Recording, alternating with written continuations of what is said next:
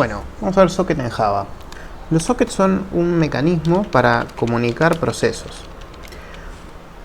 Esos procesos pueden estar en distinta computadora. A una la vamos a llamar cliente y a una la vamos a llamar servidor. Cuando corra uno un programa servidor y otro un programa cliente, o pueden estar en la misma computadora. O sea, cliente y servidor son dos programas distintos, dos procesos distintos dentro de la misma computadora. En este esquema vemos la computadora 1, cliente 1, la computadora 2, sería el programa 2. Hay dos procesos que se van a comunicar entre sí. Cada proceso corre en un sistema operativo distinto. En este caso podría ser en la misma computadora el mismo sistema operativo. Y estas aplicaciones, una cliente y una servidor, se van a hablar desde dos números de dos protocolos que usamos en las redes, internet incluido. Uno es el protocolo TCP y otro es el protocolo IP. El protocolo IP, lo que tenemos que saber en cada computadora en principio sería una dirección IP, la propia y la del otro que está hablando con nosotros. Y desde el punto de vista de TCP, lo que nos concierne a la programación, lo que tenemos que saber de cada lado, o más o menos después veremos, son los números de puerto. Entonces cada cliente y cada servidor va a tener su IP y su puerto de un lado del cliente y la IP y del otro lado el puerto que corresponde con el servidor. Del lado del servidor lo que hay que saber es el puerto en que uno va a escuchar a los clientes, y del lado del cliente lo que uno tiene que saber es la IP en que el servidor escucha a sus clientes y el puerto dentro de ese IP donde está ese proceso esperando que este cliente se le conecte. Vamos a ver esto en código en Java. En este programa hay un proyecto que tiene el servidor y otro proyecto que tiene el cliente. En el servidor se instancia un objeto servidor, en el cliente se instancia un objeto cliente. Esto es para hacer más fácil el manejo de las excepciones. No es un código que respete la programación en todo objetos formal. En el servidor lo que tenemos que hacer es construir un objeto de la clase serverSocket, y eso recibe como argumento un número. Este número que está acá, es el número de puerto. O sea que el argumento de serverSocket para instanciar un objeto precisa el número de puerto. Este número de puerto es el puerto en el cual el servidor va a escuchar a sus clientes. Entonces imaginemos que tenemos el servidor acá. El servidor tiene un IP. Este IP yo no se lo estoy especificando en este constructor, a pesar de que sí lo podría hacer. Entonces esto va a escuchar en todas las interfaces de red que el sistema operativo de esta computadora reciba un mensaje contra el número de puerto 5555. Eso lo que estamos haciendo es decirle al sistema operativo que en el 5555 escuche solicitudes. Cuando corramos este programa por primera vez, el firewall del sistema operativo nos va a saltar un mensajito. Bien, serverSocket entonces lo que hace es instanciar un objeto para que la computadora que llamamos servidor esté escuchando a los clientes. Así que eso lo que hace es asociar el puerto con el process ID de nuestro programa. Continuamos. Antes de continuar, vamos a borrar esto que está acá. Ahí está, sí, continuamos ahora. Entonces tengo el servidor. El servidor es instanciar este objeto serverSocket. Luego de instanciar el objeto, hay que decirle al sistema operativo de que, si bien ese puerto ya está asociado a este proceso, los mensajes que entren vengan hacia nosotros. Eso lo hacemos con el método accept de este objeto de la clase serverSocket. Este método accept es bloqueante. Quiere decir que se va a quedar clavado acá el servidor hasta que un cliente no se le conecte. Vamos a ver qué pasa en el código del cliente para poderse conectar con un servidor. Mientras tanto, en la computadora del cliente vamos a instanciar un objeto cliente, y en este proyecto lo que hacemos es instanciar un objeto socket. El servidor era un serverSocket, en el cliente es un socket. Este método constructor de la clase socket lo que nos permite es abrir como cliente, como hacer una apertura activa de un puerto contra el servidor. Eso lo vamos a hacer desde un IP. Este IP que nosotros utilizamos es la IP nuestra y nos vamos a conectar contra el servidor. Entonces el cliente precisa saber cuál es la IP del servidor. nosotros acá estamos corriendo cliente y servidor en la misma computadora. Entonces el socket del lado del cliente precisa saber la IP contra el cual se va a conectar. La suya ya la tiene, está en la propia computadora. Pero lo que precisa es la IP del servidor. Eso se lo tenemos que dar al constructor de socket. Las IPs son 4 números enteros sin signo de 8 bits. En casi todas las librerías de programación de socket se especifica de alguna manera distinta. En el caso de Java, para socket tenemos un método getMyName de la clase inetAddress. Este método es estático, que nos permite pasarle como string un IP y eso la convierte al formato inetAddress, que sería el formato que maneja las direcciones IP Java. Entonces nada, esta que está acá es la IP del servidor, ¿sí? Así que el servidor va a estar escuchando en su IP.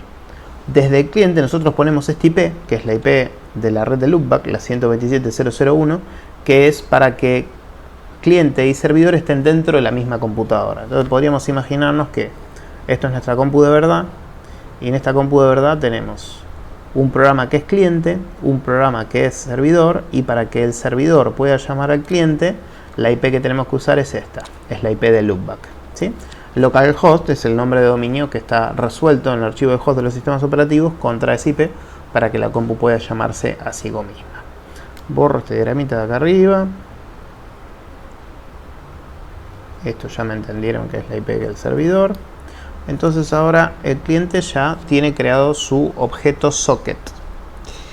Cuando nosotros ejecutemos esta línea y instanciemos un objeto de la clase socket, habiéndole especificado el puerto, ¿no?, que el servidor nos está escuchando, eso ya lo sabemos de antes.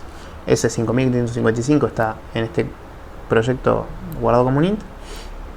Ejecución de esta línea, la instancia de este objeto, ya nos conecta con el servidor. O sea que esta línea, el instanciar un socket, sería la contraparte del accept en el código del servidor, ¿sí?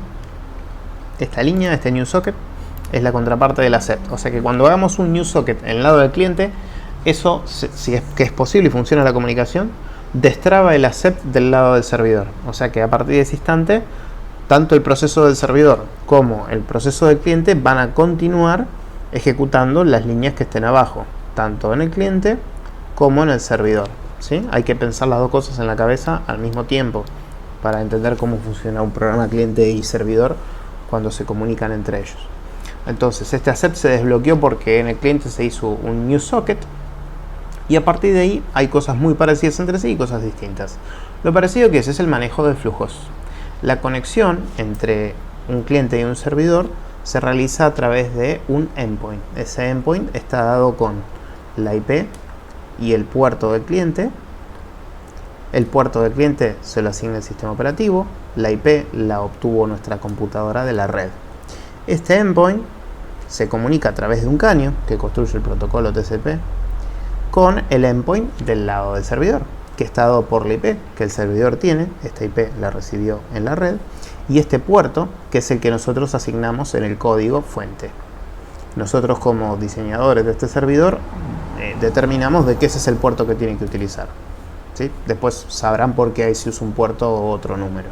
Entonces este caño que estamos acá armando va a comunicar al cliente con el servidor. Esta comunicación es de ida y de vuelta. Esta comunicación de ida y de vuelta dentro de ese caño formado entre los dos endpoints, desde la programación la vamos a acceder a través de una abstracción que se llama flujo. Entonces va a haber desde cada lado un flujo de lectura y un flujo de escritura, que con su contraparte, de este lado vamos a escribir al flujo de lectura del otro, y desde el otro lado él nos va a escribir a nuestro flujo de lectura. Entonces cada extremo tiene un flujo de escritura, que su contraparte va a estar vinculado con el de lectura, y mi flujo de lectura está vinculado con el de escritura de la contraparte. De esa forma, servidor y cliente se van a comunicar entre sí. Estas dos clases que tenemos acá, estos objetos input_stream y output_stream, salen del objeto cliente conectado, que es el objeto que devuelve el método accept, que tiene los datos del cliente que se nos conectó al servidor. El servidor es el código de arriba. El getter, getInputStream y getOutputStream nos dan esos dos flujos, in y out, para manejarnos con el cliente. Lo mismo ocurre en el servidor. El constructor de socket devuelve un objeto, la clase socket, que es la conexión actual, que contiene los datos del servidor. Acá dentro está la IP, el puerto, el flujo de entrada y el flujo de salida. De la misma manera que en el código del servidor, con getInputStream y getOutputStream agarramos los flujos de entrada y de salida.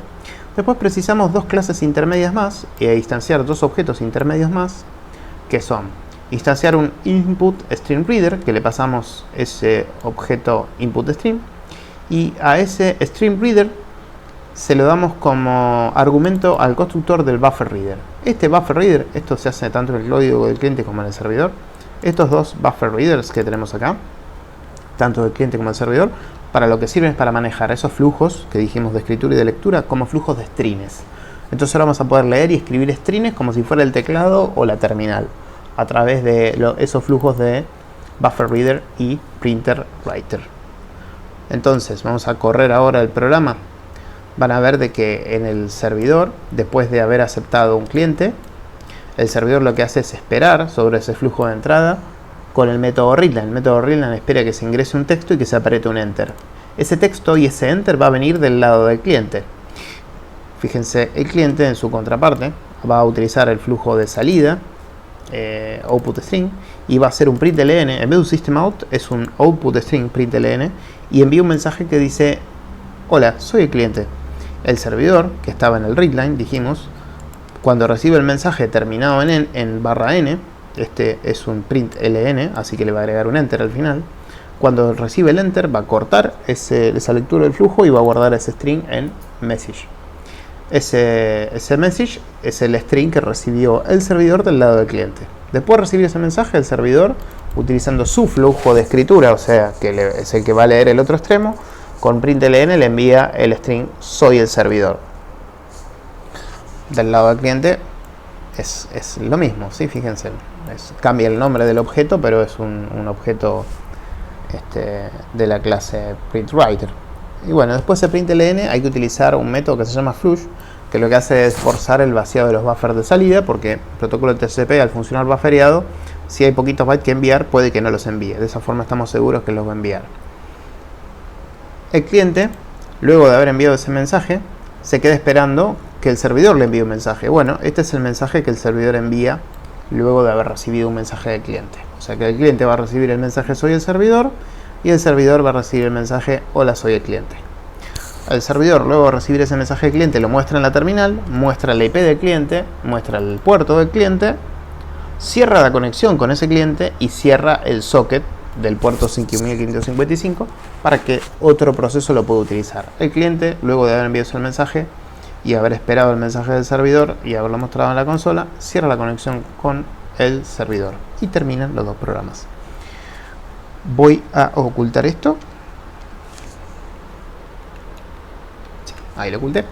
Y vamos a correrlo de la siguiente manera. Primero vamos a ubicar el main de los dos proyectos. Acá tengo el main del servidor, acá tengo el main del cliente. Primero voy a ir al main del servidor y lo voy a correr. Van a ver que en la consola me aparece Java Server, Java Application y está corriendo. Si es la primera vez que lo corren, les va a salir un aviso del firewall pidiéndoles permiso para abrir el puerto. Le tienen que decir que se lo permita, si no, no les va a funcionar. A mí no me lo hace, pues yo ya lo corrí anteriormente. Bueno, yo tengo el server acá corriendo. Vamos a hacer lo siguiente. Vamos a ir acá a esta solapa y vamos a hacer clic en el triangulito para abajo, New Console View. Eso nos va a abrir otra consola. Van a ver que hay dos consolas abiertas y las dos tienen el mismo programa. En la primera que teníamos corriendo de antes, vamos a ir a este botoncito que dice Pin Console. Eso lo que hace es bloquear para que esta consola sea la del servidor. Vamos a hacer clic en la otra consola, en la que no hicimos Pin Console. Vamos a ir al main del cliente y le vamos a dar correr. Bien. Ahora voy a hacer un Pin Console en esta consola que es el cliente. Fíjense que acá dice cliente y en la otra consola dice Java Server. En el server recibimos un mensaje que dice recibido. Hola, soy el cliente. Este es el mensaje que el cliente le enviaba al servidor. Nos dice desde la IP, que es la IP del cliente. Cliente y servidor está en la misma computadora.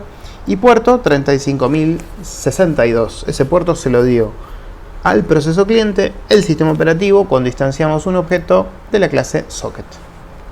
Cuando hicimos esto, el sistema operativo nos da para nuestra conexión este puerto. Este puerto no es el puerto server. El puerto server es el 5555. Este es el puerto del lado del cliente. Cada extremo, cliente y servidor, tiene un IP y tiene un puerto. Por otro lado, en la consola del programa cliente se recibió el mensaje soy el servidor, que es el string que envía el servidor. Y ambos procesos han terminado. Fíjense que acá dice terminated y acá dice terminated. Si nosotros quisiéramos hacer un chat básico donde un mensaje va y un mensaje vuelve, tendríamos que incluir esta escritura y esta lectura, o sea, este printwriter.println, objeto printwriter.println y input string.readline lo tendremos que incluir en una estructura de repetición, un while, un for, algo. ¿Sí? Bueno, en el próximo video vamos a ver cómo hacer un chat sincrónico y después un chat asincrónico donde cliente y servidor pueden hablarse y escribirse, mejor dicho, en cualquier momento.